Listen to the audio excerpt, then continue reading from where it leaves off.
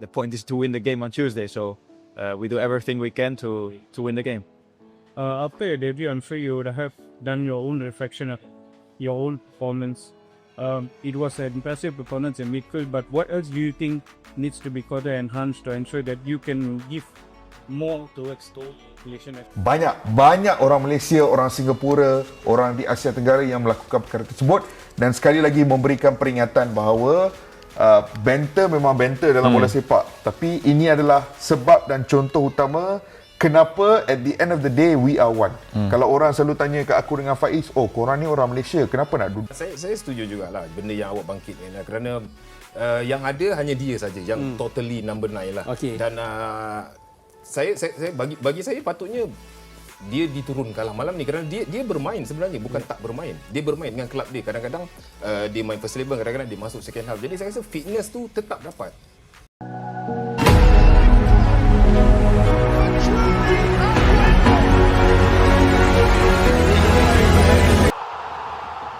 Disaksikan FIFA dan AFC, pemain naturalisasi Malaysia berbondong-bondong akui punya darah Indonesia, isyarat kuat minta dinaturalisasi PSSI. Peta sepak bola Asia Tenggara kembali diguncang oleh fenomena yang tak pernah terpikirkan sebelumnya. Di tengah sorotan FIFA dan AFC terhadap perkembangan sepak bola kawasan, muncul realitas mengejutkan, sejumlah pemain naturalisasi Malaysia justru secara terbuka mengakui memiliki darah keturunan Indonesia. Lebih dari sekadar pengakuan identitas, pernyataan ini dibaca luas sebagai sinyal kuat, bahkan kode keras, keinginan untuk beralih arah dan bergabung dengan proyek besar Timnas Indonesia di bawah naungan PSSI.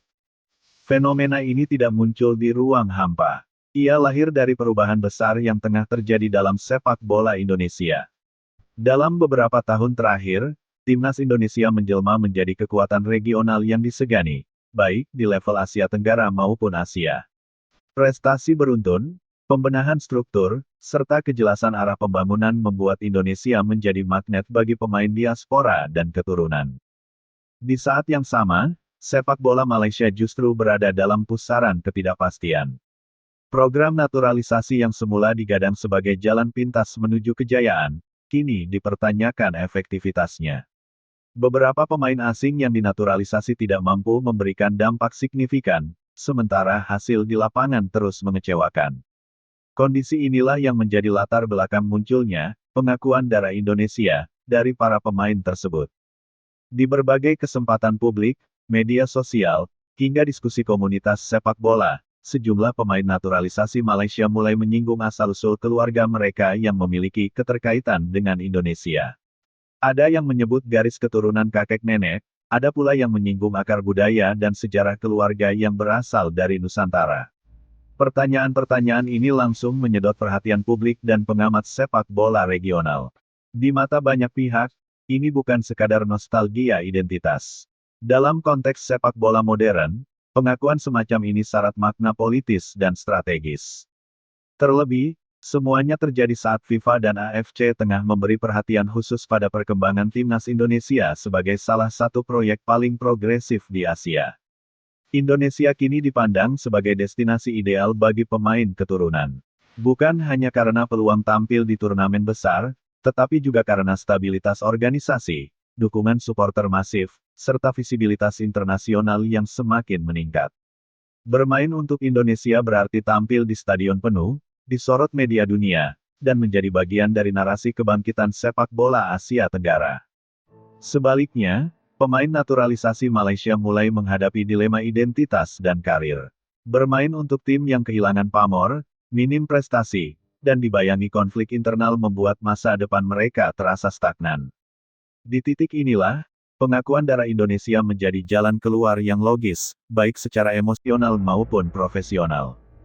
FIFA dan AFC tidak menutup mata terhadap dinamika ini.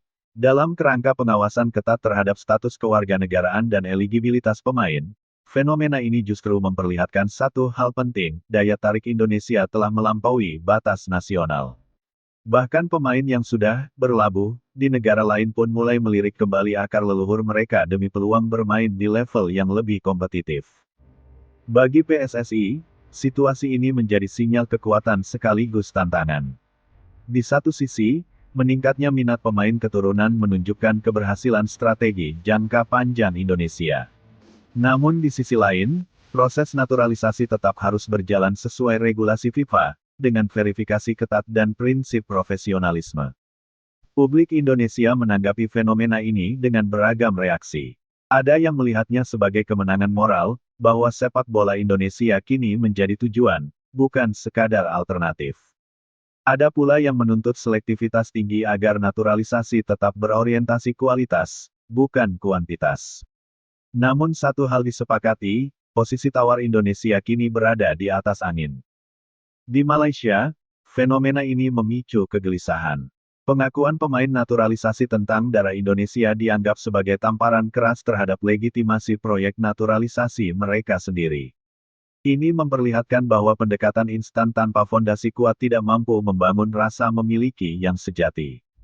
Lebih jauh, pengakuan tersebut membuka diskusi besar tentang identitas dalam sepak bola modern Asia Tenggara.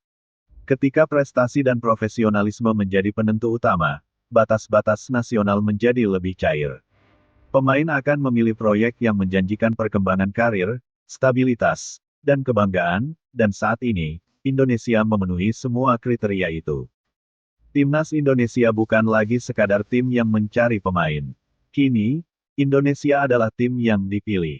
Status ini jarang dimiliki negara ASEAN sebelumnya. Dan ketika pemain naturalisasi negara lain mulai memberi kode ingin bergabung, itu menandakan perubahan hierarki yang nyata. Dalam konteks AFC, kebangkitan Indonesia dianggap sebagai aset penting bagi Asia. Munculnya kekuatan baru dengan basis supporter besar dan potensi komersial tinggi dinilai mampu meningkatkan daya saing kawasan di level dunia. Tak heran jika setiap dinamika di sekitar Indonesia kini berada dalam radar pengawasan internasional. Kedepan, fenomena ini diprediksi akan terus berlanjut. Selama Indonesia mampu menjaga konsistensi prestasi dan tata kelola, arus pemain keturunan akan semakin deras. Namun PSSI dituntut bijak, hanya mereka yang benar-benar memiliki kualitas, komitmen, dan koneksi sah yang layak mengenakan seragam Garuda. Pengakuan darah Indonesia dari pemain naturalisasi Malaysia adalah simbol dari perubahan zaman. Dulu Indonesia mengejar, kini dikejar. Dulu berharap, kini menjadi harapan. Dan semua itu terjadi di bawah sorotan FIFA dan AFC, sebagai bukti bahwa kebangkitan ini nyata dan diakui.